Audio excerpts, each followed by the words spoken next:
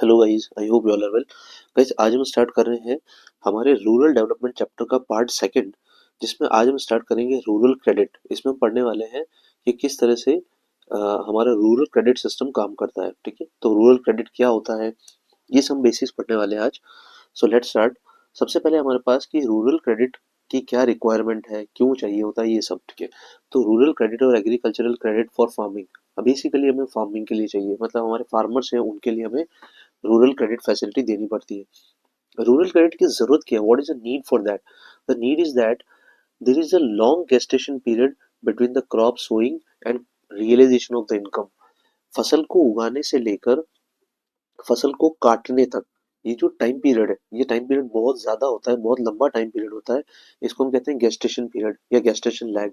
तो ये जो गेस्टेशन लैग है, एग्रीकल्चर में बहुत ज्यादा होता है। जैसे अगर मैन्युफैक्चरिंग की बात करूं, तो अगर आप एक मैन्युफैक्चरर है और आप रॉ मटेरियल को फिनिश गुड्स में कन्वर्ट कर रहे हैं, तो गेस्टेशन पीरियड बहुत छोटा होता है, 2 दिन, 5 दिन, 10 दिन। बट अगर हम क्रॉप्स की बात करें, तो क्रॉप सोइंग से लेकर रियलाइजेशन ऑफ इनकम का जो टाइम पीरियड है वो बहुत ज्यादा होता है। इसलिए इस टाइम पीरियड में फार्मर को सरवाइव भी करना होता है, और उसकी और भी बहुत सारी नीड्स होती हैं। इन सब नीड्स के लिए उसको रूरल क्रेडिट की जरूरत पड़ती है। Farmers in India are small and marginal. जो इंडिया में फार्मर्स हमारे बहुत छोटे हैं, और वो सिर्फ कितनी फसल उगाते हैं, सबसिस्टेंस के लिए। सबसिस्टेंस मतलब उनके परिवार के लिए, उनके खाने पीने के लिए। They are not doing the commercial farming. So so they require the credit time. Credit means amount. ठीक है, तो सबसिस्टेंस की वजह से कमर्शियल फार्मिंग है नहीं, तो कमाई कुछ ज्यादा है नहीं उनकी। ठीक है, they require initial investment for on seeds, fertilisers, implements and some family expenses like marriage, death, birth और अदर रिलीजियस सेरेमनी। अब उनकी जो खेती बाड़ी है, उनका जो क्रॉप फार्मिंग सिस्टम है, वो फार्मिंग सिस्टम सब्सिस्टेंस के लिए है, तो कमर्शियल नहीं है। तो इस वजह से इन्वेस्टमेंट के लिए उनके पास मनी नहीं बचता है। So what they do is that they take a loan, they take a credit from any other, any institution. ठीक है, तो इस वजह से, और फर्टिलाइजर्स के लिए, सीड्स के लिए, कुछ इक्विपमेंट्स है उनके लिए, अपने फैमिली एक्सपेंसेस के लिए भी उनको क्रेडिट की जरूरत पड़ती है। Now N efficient and effective rural credit delivery system is crucial for raising agricultural productivity and incomes.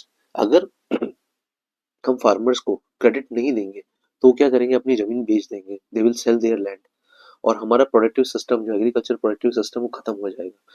तो एग्रीकल्चरल प्रोडक्टिविटी को बनाने के लिए, मेंटेन करने के लिए, और साथ ही साथ एग्रीकल्चरल प्रोडक्टिविटी को बढ़ाने के लिए, रेज करने के लिए, उनकी इनकम्स को बढ़ाने के लिए हमें एक इफेक्टिव और efficient rural credit delivery system की जरूरत है। Now credit needs of farmer can be examined on the basis of time and purpose. अब देखो, जो फार्मर्स की क्रेडिट नीड्स है, उनको किस तरह की नीड है, उनको किस तरह का क्रेडिट चाहिए, that depends upon the time and purpose. जो टाइम और पर्पस है वो बहुत इंपॉर्टेंट है। ठीक है, तो टाइम और पर्पस के बेस पे हमने क्या किया, फार्मर्स की क्रेडिट नीड्स को 3 पार्ट्स में डिवाइड कर दिया। There are 3 parts according to the time and purpose. देखो, सबसे पहला है शॉर्ट टर्म क्रेडिट नीड। ठीक है, शॉर्ट टर्म का टाइम क्या है, 6 मंथ्स to 12 मंथ्स। फार्मर को पैसा कितने टाइम के लिए चाहिए, 6 से 12 महीने के लिए। पर्पस क्या है, required for the purpose of inputs like seeds, fertilizers, pesticides, insecticides and payment of electricity bill। Short term period के लिए पैसा चाहिए, उसको बिजली का बिल पे करना है, सीड्स लेके आना है, बीज लेके आना है, फर्टिलाइजर लेके आना है, पेस्टिसाइड, इंसेक्टिसाइड सब ये लेके आना है। तो उसको 6 से 12 महीने के लिए, शॉर्ट टर्म पीरियड के लिए उसे क्या चाहिए, क्रेडिट चाहिए। इसको हम कहते हैं शॉर्ट टर्म क्रेडिट। ठीक है, तो टाइम है शॉर्ट टर्म, और पर्पस क्या है, छोटे छोटे इक्विपमेंट, छोटी छोटी चीजें। ठीक है, अब हम बात करते हैं मीडियम टर्म की। टाइम क्या है मीडियम टर्म का, 12 मंथ से लेकर 5 ईयर्स, 12 महीने से 1 साल से लेकर 5 साल। तो ये जो है मीडियम टर्म का है। ठीक है, अब मीडियम टर्म का पर्पस क्या है, परचेज ऑफ मशीनरी, जैसे थ्रेशर चाहिए, कुछ कटर चाहिए। ठीक है, तो ये परचेज ऑफ मशीनरी है।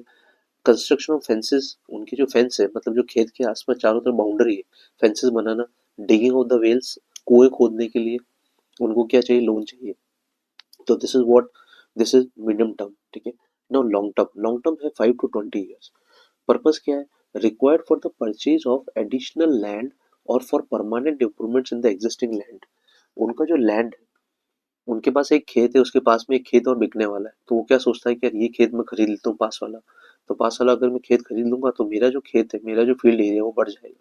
तो उनको चाहिए खेतों को खरीदने के लिए, लैंड एडिशनल लैंड परचेज करने के लिए, परमानेंट इंप्रूवमेंट्स के लिए। जैसे मान लीजिए एक अ, किसान को ड्रिप फार्मिंग चाहिए, उसको ड्रिप फार्मिंग इक्विपमेंट्स लगाने हैं, तो ड्रिप फार्मिंग एक बहुत बड़ा खर्चा होता है, बड़ा अमाउंट होता है, तो he can take a long term purpose loan for 5 to 20 years, और जिससे वो परमानेंट इंप्रूवमेंट हो जाएगा उसके खेतों में। ठीक है, so these are the purpose and time for different kind of rural credits. ठीक है गाइस, आगे बढ़ते हैं। अब है हमारे पास how rural credit evolve, rural credit system कैसे बना। ठीक है, debt trap, the debt trap was created by the non-institutional credit system like private money lenders, traders, etc. by charging high rate of interest and manipulation of the accounts. This creates a need of well-established institutional credit system.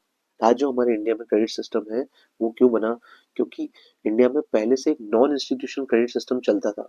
जैसे गांव के जो महाजन होते थे, ठीक है, और गांव के जो ट्रेडर होते थे, गांव में बहुत सारे मनी लेंडर्स होते थे, वो क्या करते थे, किसानों को हाई रेट ऑफ इंटरेस्ट पे पैसा देते थे।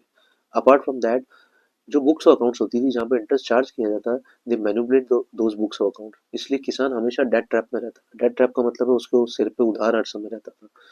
तो डेट ट्रैप से बचाने के लिए, एक किसान को डेट ट्रैप से बचाने के लिए हमें एक इंस्टीट्यूशनल क्रेडिट सिस्टम की रिक्वायरमेंट थी। ठीक है, और nationalisation of commercial banks, commercial banks का जब नेशनलाइजेशन हुआ तो अपने आप ही रूरल क्रेडिट सिस्टम का इवॉल्वमेंट हुआ। ठीक है, with the nationalisation of commercial bank, social banking system came into the picture and the needs for the farmers were addressed as a priority issue. देखो, बैंक का नेशनलाइजेशन हुआ, जब nationalisation हुआ तो जो बैंक्स पहले किसी पर्टिकुलर ओनरशिप में थी वो पब्लिक बैंक हो गई। अब वो पब्लिक बैंक्स ने क्या किया, अपनी ब्रांचेस अलग अलग जगह खोलना स्टार्ट किया। इससे क्या हुआ कि जो रूरल क्रेडिट सिस्टम उसका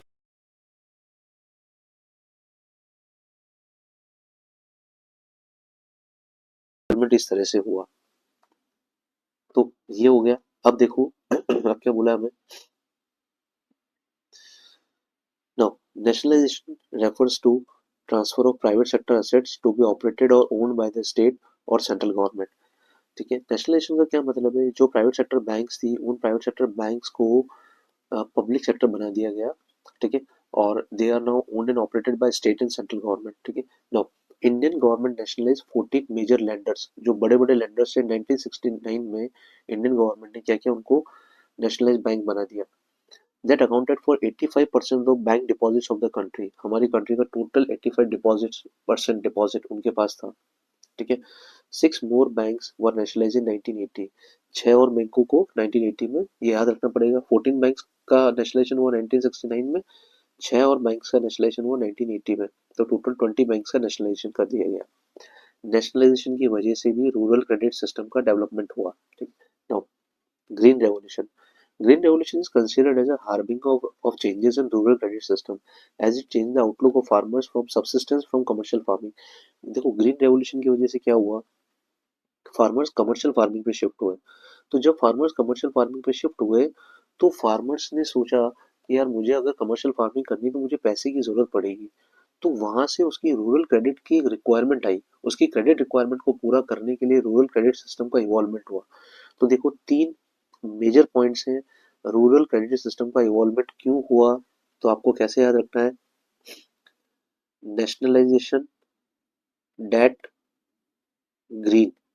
ठीक है, नेशनलाइजेशन, डेट, ग्रीन।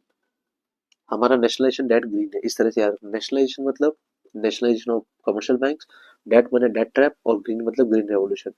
तो नेशनलाइजेशन, डेट ग्रीन या नेशन डेट ग्रीन, इस तरह से याद रखना है। ये हमारे 3 रीजंस हैं रूरल क्रेडिट सिस्टम के डेवलपमेंट के। ठीक है गाइस, आगे देखते हैं। अब हमारे पास है sources of rural credit. Basic sources क्या है रूरल क्रेडिट के, कहाँ से रूरल क्रेडिट आ रहा है, what are the basic sources. ठीक है, तो देखो बेसिक सोर्सेज जो है रूरल क्रेडिट सिस्टम के, उसमें सबसे पहला है नॉन इंस्टीट्यूशनल, कन्वेंशनल और ट्रेडिशनल। ऑलरेडी विलेजेस में बहुत सारे मनी लेंडर्स और ट्रेडर्स आज भी हैं, वो नॉन इंस्टीट्यूशनल क्रेडिट सिस्टम है, जब मतलब कुछ ऑर्गेनाइज नहीं है। और एक है हमारा इंस्टीट्यूशनल, मॉडर्न है, एमर्जिंग है।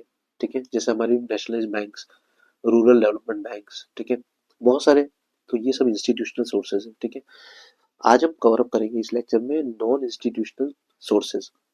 Informal or non-institutional sources accounted for 93% of total borrowings of the farmers in the beginning of first 5 year plan. ये याद रखने का डेटा है। फर्स्ट 5 ईयर प्लान जब हमने लॉन्च किया तो फर्स्ट 5 ईयर प्लान में हमारा जो फार्मर्स का रूरल क्रेडिट सिस्टम था उसमें 93% किसके हाथों में था, नॉन इंस्टीट्यूशनल के हाथों में था। ठीक है, तो इतना बड़ा एक क्रेडिट सिस्टम नॉन इंस्टीट्यूशनल के हाथों में था, इसलिए वो फार्मर्स को बहुत ज्यादा एक्सप्लॉइट करते थे। Now it include money landers, traders, commission agents and rich landlords. जो बड़े किसान थे जिनके पास बड़े खेत थे, वो रिच थे, वो छोटे किसानों का एक्सप्लॉइटेशन करते थे, उनको पैसा देके उनकी जमीनें हथिया लेते थे। Apart from the money landers जो पैसा उधार देते थे, ट्रेडर्स हैं। ट्रेडर्स क्या करते थे कि किसान को पैसा देके उनकी फसल खरीद लेते, क्रॉप खरीद लेते थे सस्ते में। देखो मनी लेंडर्स क्या करते थे, money lenders have been advancing a major share of farm credit. They exploited farmers by charging high rate of interest and manipulating the books of accounts. ज्यादा ब्याज लगा दिया बुक्स ऑफ अकाउंट्स में, farmer पढ़े लिखे नहीं होते थे तो उनसे बहुत ज्यादा ब्याज वसूलते थे। ठीक है, और apart from that already high rate of interest वसूलते थे उनसे। Traders and commission agents provide credit to the farmers on the mortgage of the crops at high rate of interest. High rate of interest भी charge कर लिया और crop mortgage भी कर लिया, क्रॉप भी अपने पास रख ली बाद में। ठीक है, फिर क्या करते थे, क्रॉप्स को खरीद लेते थे उनसे कम दामों में, क्रॉप को स्टोर करके जब ज्यादा दाम मिलते तो बेच देते थे बाजार में। तो फार्मर को कुछ नहीं मिल पाता था, फार्मर को हाई रेट ऑफ इंटरेस्ट देना पड़ता था और क्रॉप भी सस्ते दामों में बेचनी पड़ती थी। Now rich landlords, rich landlord charge the high rate of interest on such loans and exploit the peasants, particularly small and marginal farmers. जो लैंडलॉर्ड खुद रिच है, जो बड़े किसान है, वो क्या करते हैं कि वो ऐसा करते थे, मतलब छोटे किसानों को लोन देके उनसे मनमाना ब्याज वसूलते थे। या फिर कभी कभी ऐसा भी होता था, अगर ब्याज ज्यादा हो जाता था, रेट ऑफ इंटरेस्ट ज्यादा हो गया, इंटरेस्ट का अमाउंट, तो वो उनकी जमीनें भी ले लेते थे। इससे क्या होता था कि वो किसान पूरा खत्म हो जाता था। ठीक है, so this was the these are the type of non for informal और नॉन इंस्टीट्यूशनल क्रेडिट सिस्टम। ठीक है, और ये इनके ड्रॉबैक्स भी हैं। ठीक है, इनके ड्रॉबैक्स की वजह से ही एक नया सिस्टम डेवलप हुआ जिसका नाम था इंस्टीट्यूशनल सोर्सेज और फॉर्मल क्रेडिट सिस्टम। ठीक है दोस्तों, नेक्स्ट क्लास में हम लोग इस वाले फॉर्मल या इंस्टीट्यूशनल क्रेडिट सिस्टम को कवर अप करेंगे। आज की क्लास यही ओवर करेंगे हम लोग। Thank you very much, good.